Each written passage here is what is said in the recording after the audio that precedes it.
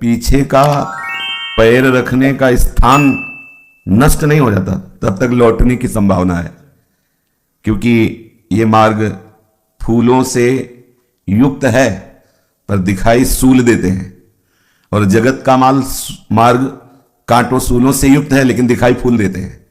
अंतर यह है, भगवत मार्ग दूर से दिखाई देगा, बहुत कांटे हैं, बहुत सूल हैं, लेकिन आप पैर रख करके देखोगे तो फूल होगा। और संसार का मार्ग दिखाई देता है, बहुत सुंदर फूल है, सुखद है, लेकिन पैर जिसने रखा वास्तव तक आह ही भरा, दुख ही मिला, उसे कहीं भी सुखद शांति, महाआनंद की, प्रसन्नता की अनुभूति नहीं हुई। मूढ़तावश वो भले मान ले कि मैं सुखी हूं, सुखी नहीं है। जैसे हम आगे कदम बढ़ाते हैं तो पीछे वाला पैर जहां से उठाया है उसका अस्तित्व नहीं रहना चाहिए इस मार्ग में, उसको नष्ट कर देना चाहिए।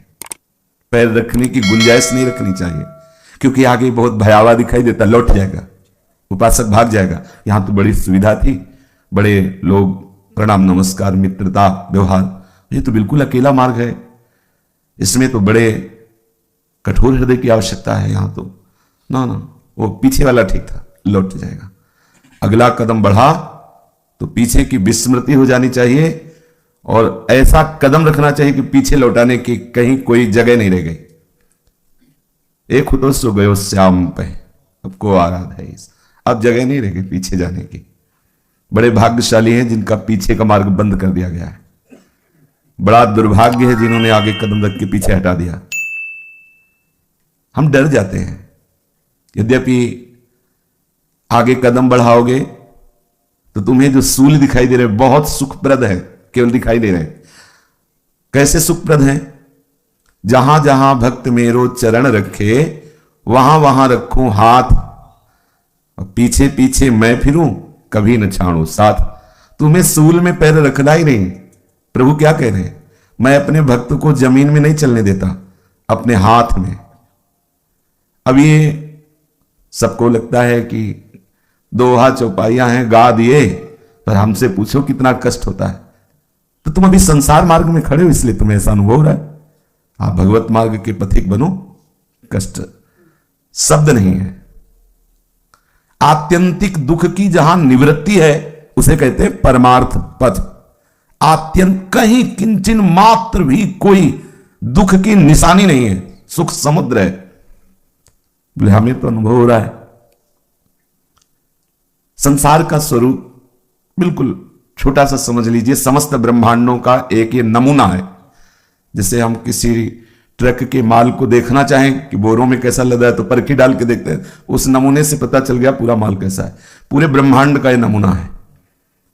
शास्त्रों में पढ़ के देखो, उदर में समुद्र है, अमुक अमुक अमुक देवता, सब इसी में विराजमान वर्णन है। अब इस शरीर से राग छूट जाए तो आप परमार्थ के पथिक, और शरीर में राग बना हुआ है तो संसार के पथिक।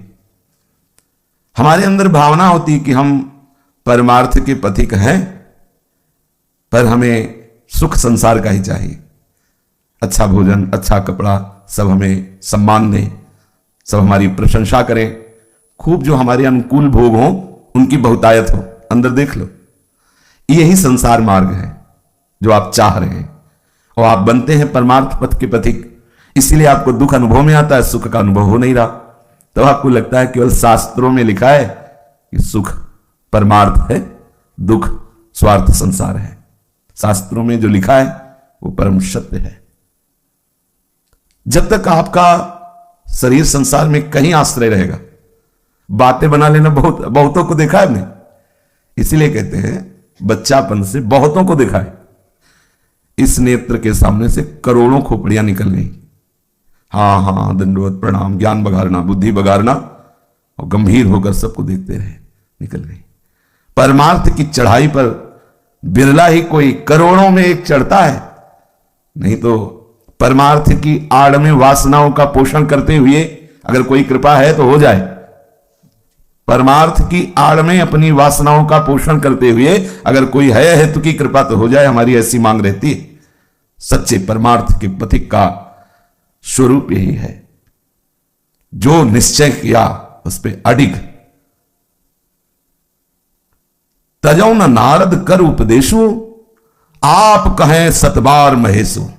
जब अंबाजी से सप्त ऋषिगण कहते हैं कि परम सुंदर दूल्हा दिलाएंगे, कहां ये बाघंबर चिता भस्मा लेपो गरल मसनम दिक्पट धरो, है ऐसे को तुम वर्ण करने की बात सोच ली। तपस्या छोड़ो, हट छोड़ो, शिव की प्राप्ति की बात छोड़ो, तुम्हें दूल्हा प्राप्ति कर रही ना, बहुत सुंदर दूल्हा। सारे देवता जिसे नमस्कार करते हैं वो भगवान श्री हरि से हम प्रार्थना करेंगे, तुम्हें समर्पित करवा देंगे। बिचौलिया हम है, सप्तऋषि कहते, बस तुम हां बोलो। माता की निष्ठा जगदम्बा है ना, भगवान शिव की प्रिया है, क्या कह रहे हैं। हमारे गुरुदेव ने हमें उपदेश दिया है महादेव को पति रूप में वर्ण करने का। नारद जी, तजौ न नारद कर उपदेशु, और आप कहें सत बार महेशु, सैकड़ों बार स्वयं आराध्य देव भगवान शिव आके कह दे तो भी उनकी आज्ञा नहीं मानूंगी, अपने गुरुदेव की बात नहीं टालूंगी। आप कहें 7 बार, मैं इष्ट 100 बार कहे तो बात मैं नहीं मानू। मेरे गुरुदेव ने जो मुझे कहा वो मैं निष्ठा कोटि जन्म रगर हमारी बरौ संभ नत रहो कुमारी। हां, तुम्हें ब्याह कराने की बड़ी शौक है तो बहुत वर दूल्हा संसार में है, जाओ, लेकिन मेरी बात सुनकर तुम हंसोगे। करोड़ों जन्म लूंगी और हर बार तपस्या करूंगी महादेव को प्राप्त करने के लिए। इसे कहते धारणा, इसे कहते हैं निष्ठा। जहां कहीं चमत्कार प्रकट हुआ है वो निष्ठा से प्रकट हुआ है। हम देखते हैं और सत्संग में कहते हैं प्रारंभ यहीं से होता है, आश्रय से। अपने लोग जानते हो कैसे पैर रखते, पीछे वाला कस के जमा के और आगे वाले को ऐसे। अगर जरा भी आंच लगेगी ना फट में पीछे, तो आंच तो है ही है, फिर तो भागना ही पड़ेगा। अगर यह है कि अब मैं जलूंगा, पीछे नहीं मुड़ूंगा, तो विश्वास कर लो चंदन क्या शीतल होता है। चंदन क्या शीतल, कैसे तुम्हें बताएं कि हरि का प्यार कैसा होता है, प्रभु का कृपा दुलार कैसा होता है।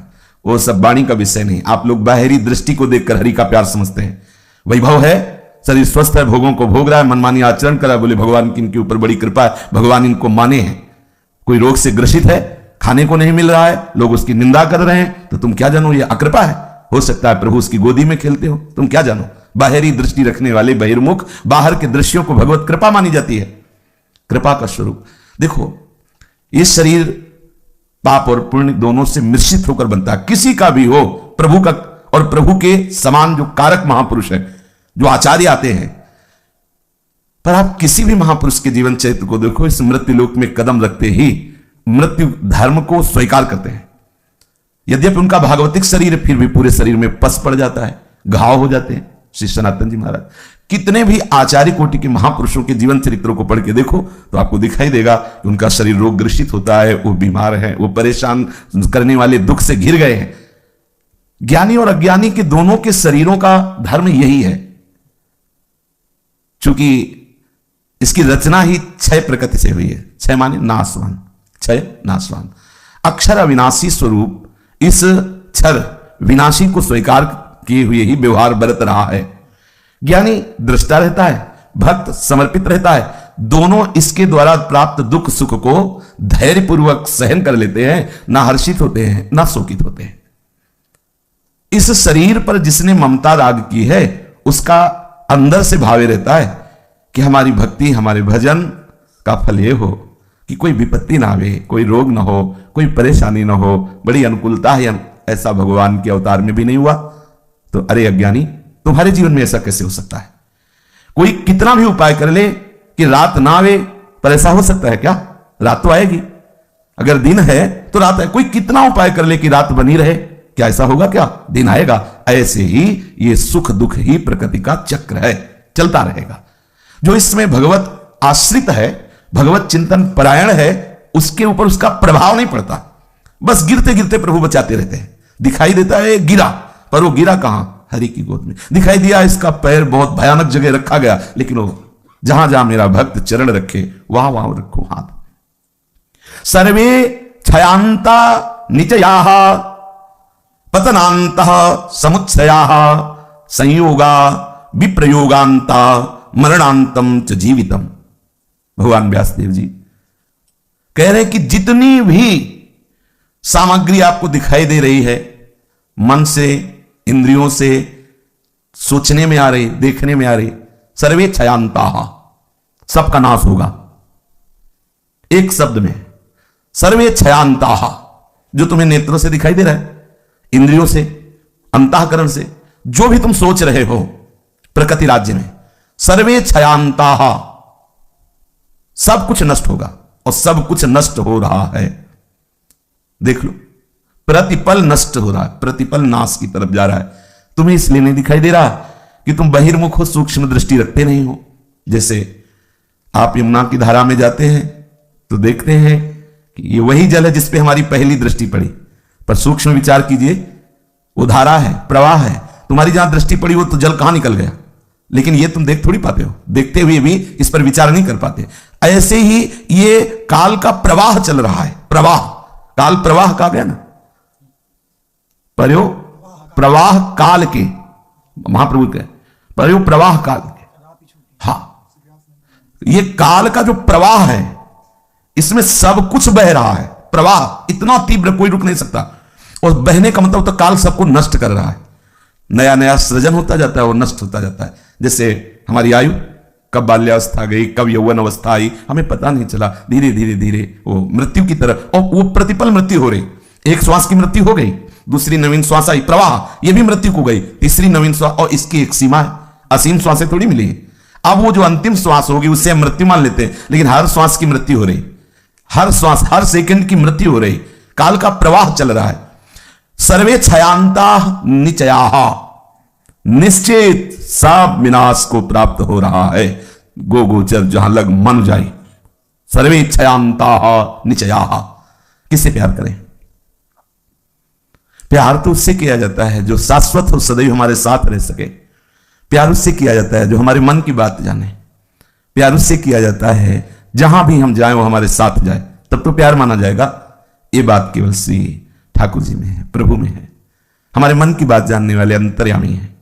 हम जहां भी होंगे वो हमारे साथ होंगे, क्योंकि वो सर्वत्र हैं, सर्वज्ञ हैं और सर्वत्र हैं। कोई भी कार्य ऐसा नहीं है, क्योंकि प्रभु में अभाव नहीं है।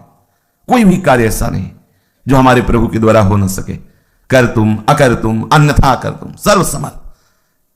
अब ऐसे प्रभु से, ऐसे प्रभु के नाम से, ऐसे प्रभु के धाम से, ऐसे प्रभु की लीला से यदि हम प्यार ना करके किसी से भी प्यार करते हैं, किसी वस्तु व्यक्ति स्थान से, तो ये बैठा लो हृदय में, सर्वे क्षयांताः निचयाः, निश्चित उसका विनाश होगा। रोना पड़ेगा, तुम्हें परेशान होना पड़ेगा, फिर आश्रय बदलना पड़ेगा। कितने बदलोगे आश्रय? अभी सृष्टि में कब से हम आश्रय लेते चले, अभी बदलते ही तो जा रहे हैं। अब तो पकड़ लो, मनुष्य जन्म मिला है, अब तो प्रभु के चरणों को पकड़ लो, गुरुदेव के वचनों को पकड़ लो, जिससे ये आश्रय ऐसा है, भक्ति बीज पलटे नहीं, जो जुग जाए अनंत। ऊंच नीच कुल उपजय होए संत को संत, ये पलटने वाला नहीं। ये क्षयांताः नहीं है, जो नाम जप कर लिया, जो भगवत आराधना कर ली, जो उपासना कर ली।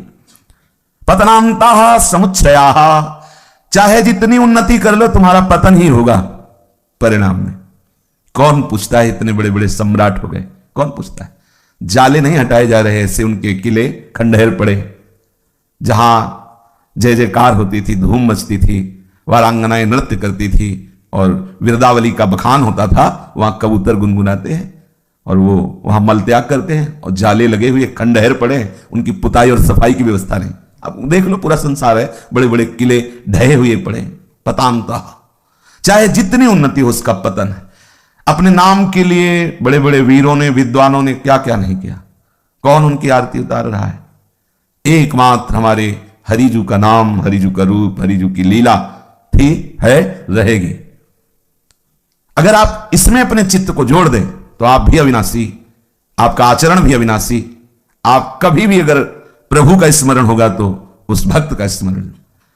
कब से चले आ रहे प्रहलाद जी के यश का गान करते हुए, और जैसे हरि अविनाशी ऐसे प्रहलाद जी का यश, ध्रुव जी का यश, बड़े बड़े महाभागवतों का यश, क्योंकि वो अविनाशी यश से जुड़ गए। मनुष्य शरीर प्राप्त करके लगता है अगर ये हम बन जाएं तो पूर्णता हो जाएगी। कोई भी पद, हम अमुक पदाधिकारी बन जाएं, अमुक संपत्तिशाली बन जाएं। अब आपका बात नहीं होगी, नहीं तो भारत की जो सबसे बड़े धनी है, आप 5 मिनट उनके पास बैठकर बात कर लेते, फिर आपको हम उसमें व्याख्या करके बताते कि इसमें खोजो सुख कहां है। वो अकेले मार्ग में नहीं चल सकते, नहीं चल सकते, इतना भय है उनको। हर व्यवस्था होने पर भी इतनी चिंता है कि वो आराम से सो नहीं सकते। भारत के नामी धनियों की बात करें, कहीं विश्राम, शांति, ऐश्वर्य में। वो आपको लगता है कि आज हमारे पास अगर इतना धन होता तो मैं चैन से होता, और जिनके पास इतना हो गया वो बेचैन हो गए, आगे बढ़ता चला गया। 100 रुपए अगर रोज मिल जाए तो हमारा काम चल जाएगा। जिस दिन 100 रुपए मिलने लगेंगे ना तो 1000 की मांग पक्की हो जाएगी, 100 से पूरे होगा ही नहीं। 1000 हो जाएगा ना तो 1 लाख की मांग हो जाएगी।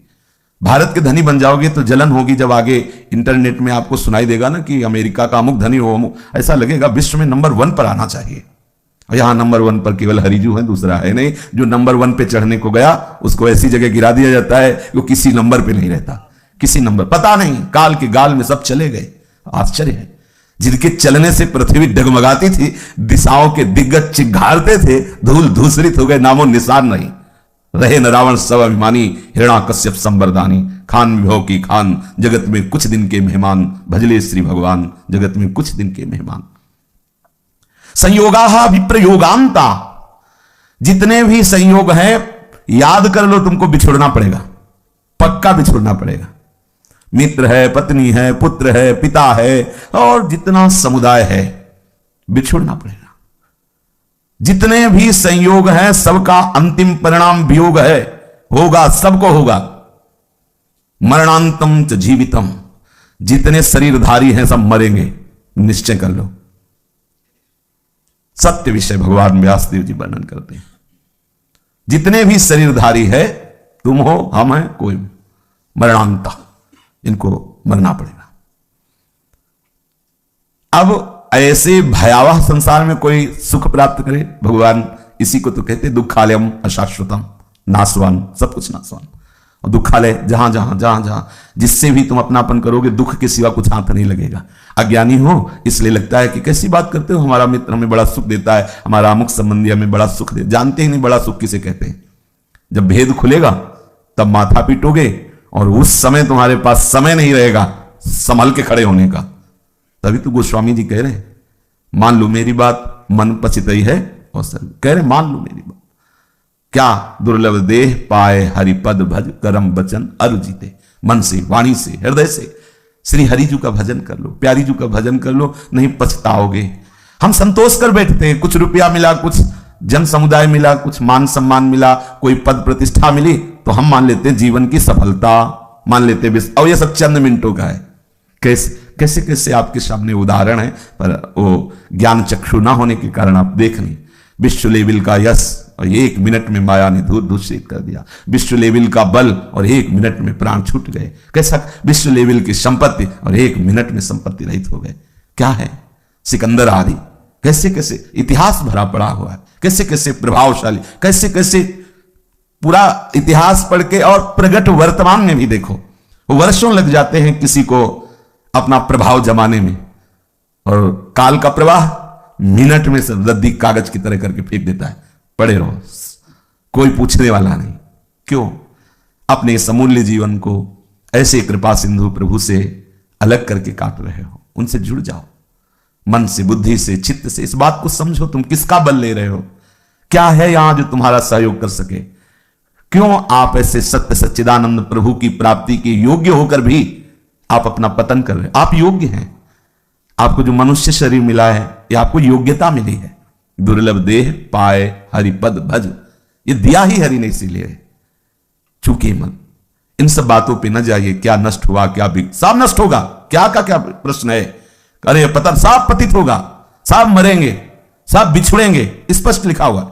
सर्वे क्षयांता निचया पतनांता समुच्चया, संयोगा विप्रयोगांता मरणांतम च जीवितम। ऐसी स्थिति में एक अमूल्य बात है, एक क्षण भी प्रभु का नाम न छूते बस जय को प्राप्त हो गया।